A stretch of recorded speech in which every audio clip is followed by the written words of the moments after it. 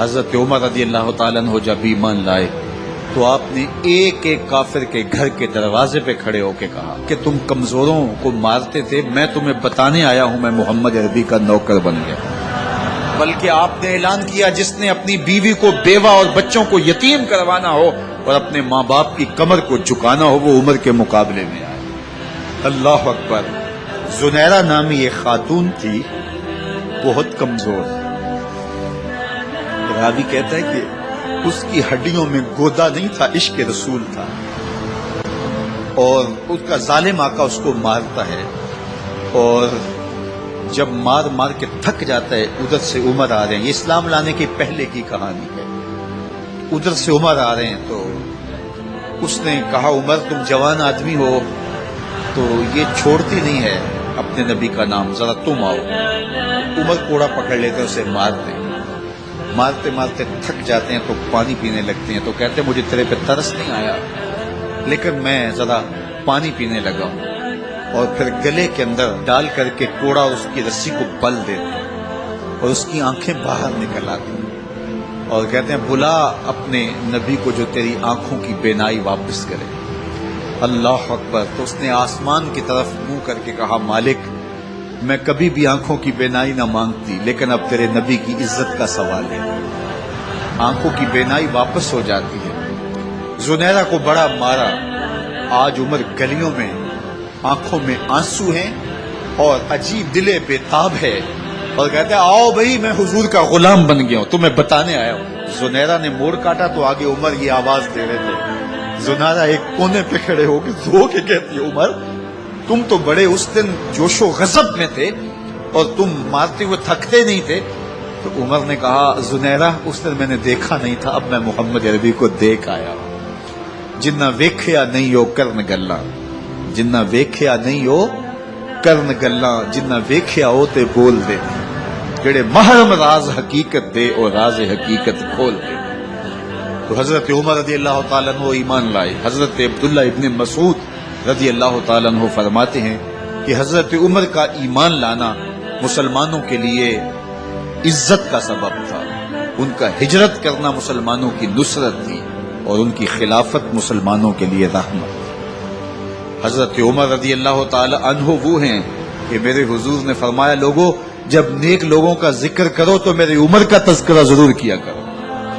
میرا عمر وہ ہے کہ جب وہ ایک سمت سے آ رہا ہو، ایک گلی اور بازار سے آ رہا ہو تو شیطان بھی آ رہا ہو عمر کو دیکھ کے راستہ تبدیل کر دیتا ہے۔ حضرت عمر رضی اللہ تعالی عنہ کی طبیعت کے اندر جو جاہ و جلال تھا، طبیعت کے اندر جو سختی تھی وہ اسلام کے اندر آ کر بھی قائم رہی، اور آپ نے وہی سختی وہی جاہ و جلال جو پہلے مسلمانوں کے خلاف تھا اب کفار کے خلاف منافقین کے خلاف حضرت عمر کی طبیعت کے اندر وہ جوش و خروش بدستور موجود ہے۔ لیکن جس دن آپ خلیفہ بنے تو اس دن آپ نے ممبر پہ چڑھ کے جو خطبہ دیا اس میں کہا لوگوں میں سخت اس لیے تھا کہ رسول اللہ نرم تھے، پھر میں سخت اس لیے تھا کہ حضرت ابو بکر صدیق نرم تھے، اب میں تخت خلافت پہ بیٹھا ہوں، اب میری سختی جو ہے وہ نرمی میں تبدیل ہو، صرف فاسقوں فاجروں اور باغیوں کے لیے میں سخت ہوں، باقی تمہارے لیے نرم ہوں۔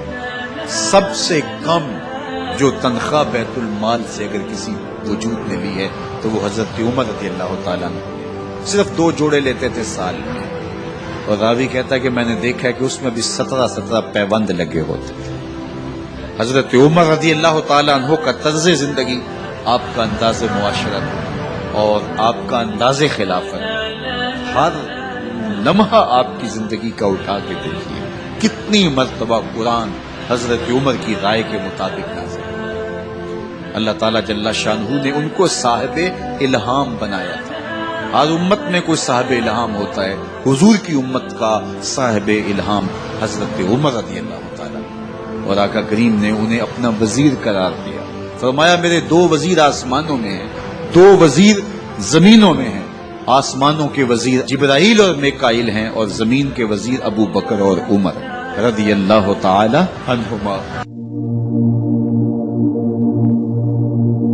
ایک دن حضرت عمر بیٹھ کے رو رہے تھے تو کسی نے کہا حضرت رو کیوں رہے ہیں؟ فرمایا کہ میں اس لیے رو رہا ہوں کہ فلاں پل سے بکریاں گزری ہیں، تو پل کے اندر شکستگی تھی، ٹوٹا ہوا تھا پل درمیان میں، اس میں ایک بکری کی ٹانگ ٹوٹ گئی ہے۔ تو میں ڈرتا ہوں کہ میرا رب یہ نہ پوچھے کہ عمر تو نے پل صحیح تعمیر نہیں کروائے تھے کہ ایک بکری کی ٹانگ کیوں ٹوٹی ہے۔ یہ ہے حضرت عمر رضی اللہ تعالی عنہ۔ اللہ اکبر۔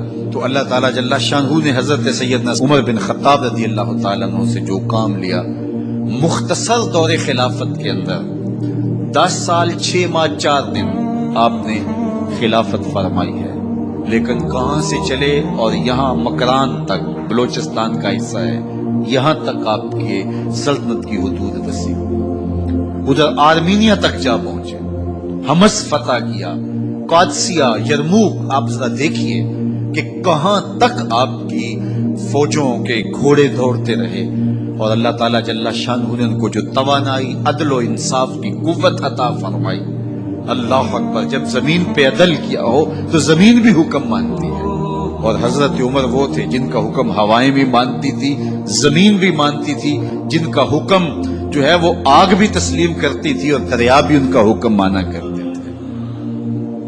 مصر کے اندر یہ رسم بد جاری تھی کہ سال کے بعد ایک دوشیزہ کو زیورات پہنا کے اچھے لباس میں ملبوس کر کے دریا کی بھیڑ چڑھایا جاتا، اس کی قربانی دی جاتی، اس کا خون بہتا تو دریا چلتا۔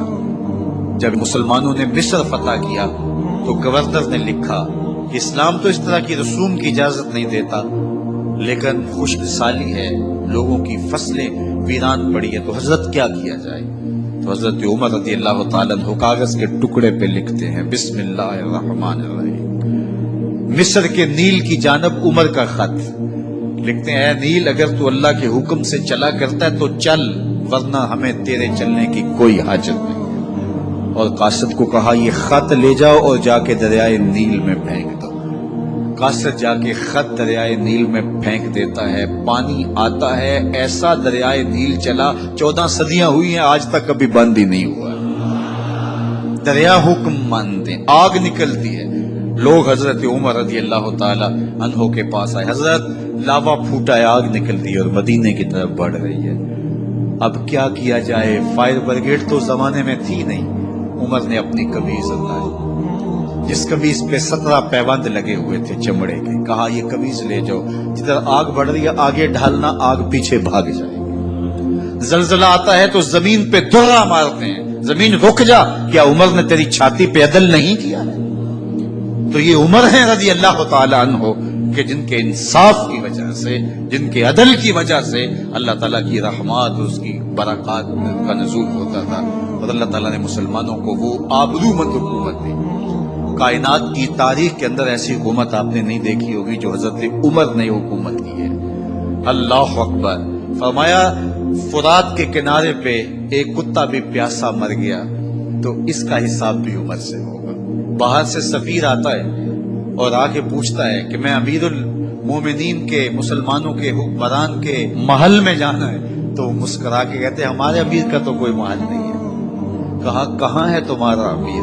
کہا مسجد نبوی میں ہوگا یا بیت المال کی اونٹوں کی دیکھ بھال میں لگا ہوگا۔ وہ جب گئے تو مسجد میں نہیں ہے، اللہ اکبر، وہاں گئے تو وہاں بھی نہیں ہے۔ پھر کیا دیکھتے ہیں کہ عمر رضی اللہ تعالی عنہ جنت البقیع کے پاس ایک درخت کے نیچے اینٹ کا سرانہ رکھ کے سوئے ہوئے، تو اس نے کہا عمر تو نے عدل کیا ہے، تجھے کچی اینٹ پہ بھی نیند آ گئی، ہمارے حکمرانوں نے انصاف نہیں کیا، اور وہ بند اور محفوظ کمروں کے اندر بھی سکون اور چین کی نہیں سو سکتے۔ حضرت سیدنا عمر رضی اللہ تعالیٰ عنہ نے اس طرح ان امور سلطنت نبھائے۔ آپ دن کو لوگوں کی دیکھ بھالی کرتے، لوگوں کی ضروریات سنتے سمجھتے، اور جب رات پڑتی لوگ سو جاتے، عمر مدینے کی گلیوں میں پہرا دیتے۔ کائنات نے کوئی ایسا بھی حکمران دیکھا ہوگا؟ اللہ اکبر۔ وہ مجاہد جو مختلف محاذات پہ گئے ہوئے ہوتے، ان کے گھروں کی دیکھ بھالی کرتے، ان کی ضروریات کا خیال رکھتے، ان کی آبرو کا پہرا دیتے۔ راتوں کی تنہائیوں کے اندر حضرت عمر اٹھتے اور جا کے گشت کرتے، چکر لگاتے، دیکھتے کوئی آنکھ